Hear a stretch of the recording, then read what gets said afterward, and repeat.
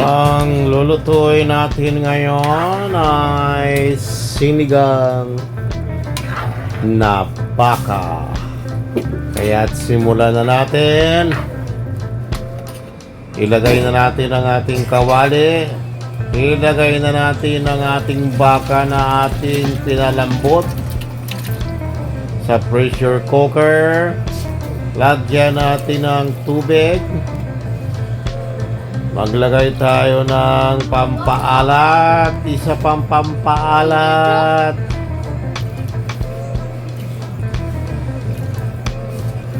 MSG, lagyan natin. Turog na paminta, lagyan natin. Lagyan natin ng kamatis. Lagyan natin ng sili at sibuyas. At ating i-mekos-mekos lang. At ating takpan. Makaraan ng ilang araw, buksan natin. Lagyan natin ng sampalok. Pampaasim.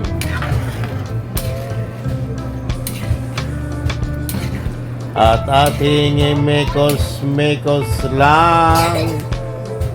Mekos-mekos lang natin yan. I-mekos-mekos. Mekos-mekos lang natin.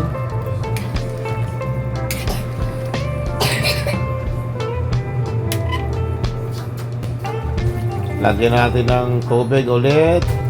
Lagay na natin ang ating mga gulay. Ang ating pechay, talong at saka okra.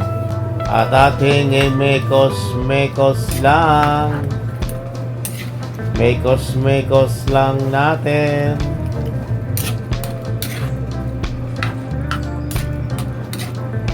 At ating takpan. Lutuin lang ang gulay at makaraan ng ilang araw, luto na ang ating sinigang na baka. Atin ang hahanguin.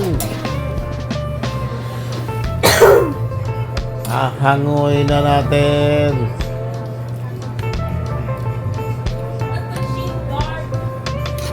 Lagyan natin ng maraming sabaw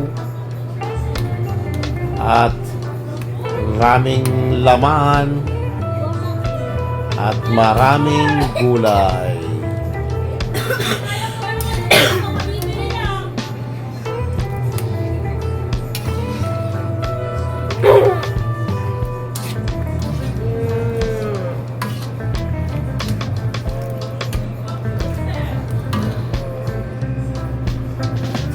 Ayan na po ang ating finished product.